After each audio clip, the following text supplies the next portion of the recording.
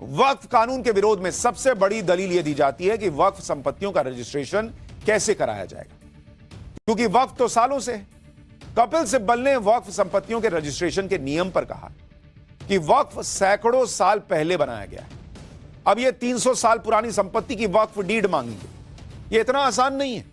अगर रजिस्ट्रेशन नहीं कराया गया तो मुतवल्ली को जेल जाना पड़ेगा। मुतवल्ली वो होता है जो वक्फ संपत्तियों का केयर टेकर होता है, और उसे बचाने के लिए कपिल सिब्बल दलीलें दे रहे हैं। वो कह रहे हैं कि भाई मुतवल्ली को जेल मत भेजो, जबकि सबसे ज्यादा आरोप लगता है कि भाई मुतवल्ली ने ही इधर उधर गड़बड़ी की है और गरीब मुसलमानों का हक छीना हुआ है। कपिल सिब्बल कह रहे हैं कि उसको जेल क्यों भेजना है भाई। कपिल सिब्बल की दलील पर सरकार की तरफ से पेश हुए वकील तुषार मेहता ने कहा कि 1923 से ही वक्फ का रजिस्ट्रेशन अनिवार्य है, यहां तक कि वक्फ बाय यूजर को भी बिना रजिस्ट्रेशन के मान्यता नहीं दी जा सकती। 1995 के अधिनियम में भी इस प्रावधान का पालन किया गया है। एसजी तुषार मेहता ने कहा कि कपिल सिब्बल मुतवल्लियों के जेल जाने की अव्यवहारिक दलीलें दे रहे हैं। आप सोचिए बॉस कि यह वक्फ एक्ट जो नरेंद्र मोदी लेकर आए, वो कहता है कि भाई मुस्लिम महिलाओं को भी हक दो। कपिल सिब्बल जाके लड़ रहे हैं कि नहीं, महिलाओं को आपने कैसे डाल दिया, सरकार कैसे कर रही है। वो कह रहा है एक्ट कि अगर गड़बड़ी मुतवल्ली कर रहा है तो मुतवल्ली को जेल में डालो। कपिल सिब्बल जाके लड़ रहे हैं कि अगर गलती कर रहा है तो जेल में डाल दीजिएगा। क्या अरे बॉस, तो जेल में नहीं डालिएगा तो कहां डालिएगा। मुतवल्लियों के लिए जेल चले जाने की दलील देकर कपिल सिब्बल यह बताना चाह रहे थे कि वक्फ कानून कितना खतरनाक है, लेकिन सॉलिसिटर जनरल तुषार मेहता ने इस दलील का फौरन फैक्ट चेक कर दिया। नए कानून में वक्फ बाय यूजर के लिए भी नियम बनाए गए। इस पर भी मुस्लिम संगठनों और कई राजनीतिक दलों ने आपत्ति जताई।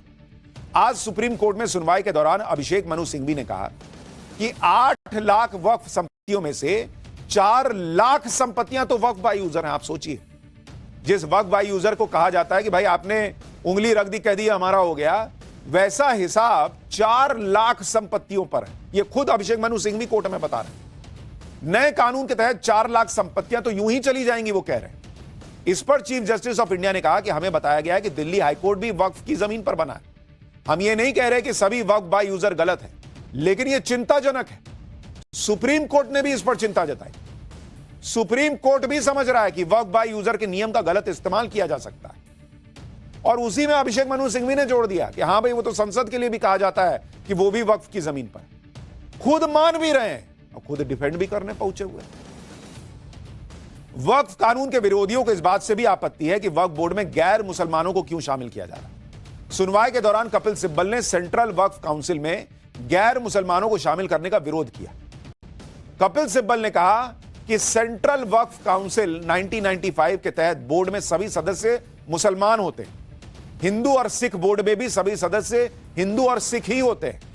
नए संशोधित कानून में विशेष सदस्यों के नाम पर गैर मुसलमानों को जगह दी गई। यह नया कानून अधिकारों का सीधा उल्लंघन है। इस पर सुप्रीम कोर्ट ने सरकार से पूछा कि वक्फ बोर्ड में 2 गैर मुस्लिम सदस्यों की संख्या न्यूनतम रखी गई है या अधिकतम रखी गई।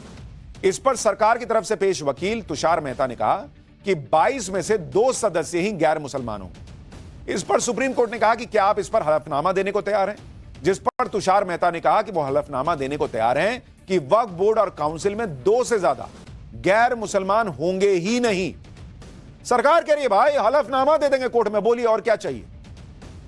हलफनामा दे देंगे कि 2 से ज्यादा गैर मुसलमान नहीं होगा 22-20 लोगों में। और आप स्थिति देखिए कि वक्फ कानून पर आज जो सुनवाई हुई उसमें जज से लेकर वकील तक ज्यादातर हिंदू थे। भाई सुप्रीम कोर्ट के आदेश पर सबको भरोसा है ना, क्योंकि न्याय धर्म के आधार पर नहीं, कानून और नियम के आधार पर होता है। तो यही बात वक्फ ट्रिब्यूनल या बोर्ड पर भी तो लागू होती है।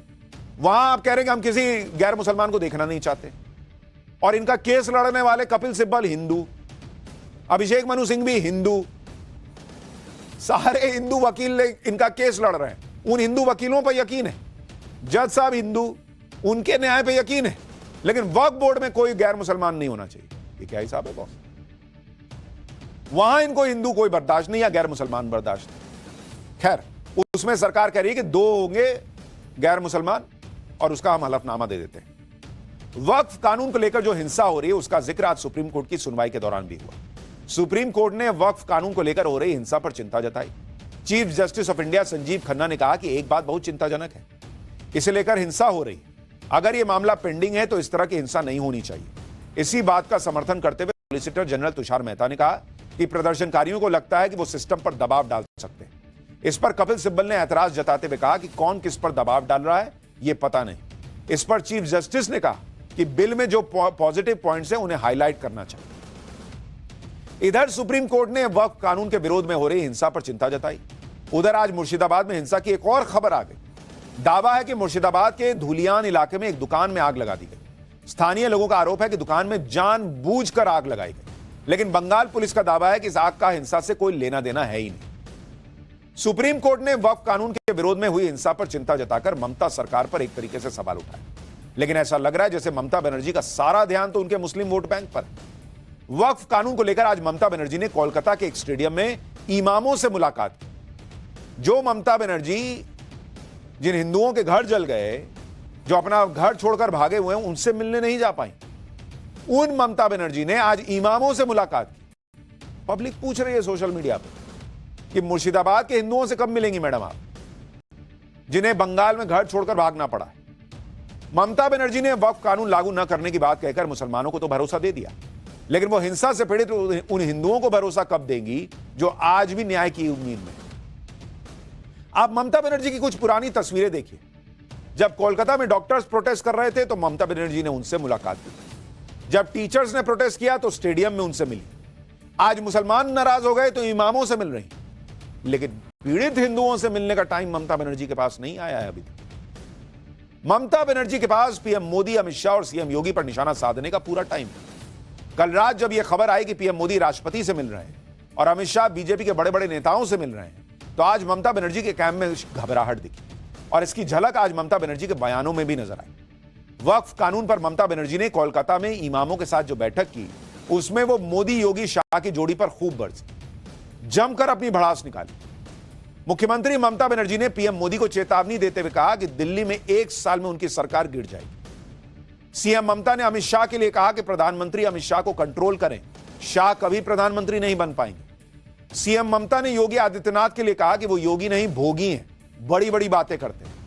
ममता बनर्जी की घबराहट को इस बात से भी समझा जा सकता है कि ममता बनर्जी को अब इंडी गठबंधन की याद आ गई। वो वक्फ कानून पर इंडी गठबंधन को साथ आने के लिए कह रही हैं, जो ममता बनर्जी बंगाल में कहती थी कि भाई यहां किसी कांग्रेस की और लेफ्ट की जरूरत नहीं है हमको, वो आज इंडी गठबंधन याद कर रही हैं। और इसी से पब्लिक कह रही है कि ये घबराहट का, राजनीतिक घबराहट का नतीजा है। उनको लग रहा है कहीं राष्ट्रपति शासन ना लग जाए, कहीं वहां पॉलिटिकल नुकसान ना हो जाए, कहीं सत्ता ना चली जाए। ममता बनर्जी के निशाने पर सबसे ज्यादा गृह मंत्री अमित शाह रहे। ममता बनर्जी ने आज मुर्शिदाबाद हिंसा का पूरा ठीकरा अमित शाह, बीएसएफ और गृह मंत्रालय की एजेंसीज पर फोड़ दिया। इसकी डिटेल आगे बताऊंगा, लेकिन पहले सुनिए ममता बनर्जी ने आज कैसे अमित शाह के साथ अपना सियासी स्कोर बराबर करने की कोशिश की। ममता ने कहा कि अमित शाह इतनी जल्दबाजी में क्यों है, वो कभी प्रधानमंत्री नहीं बनने वाले।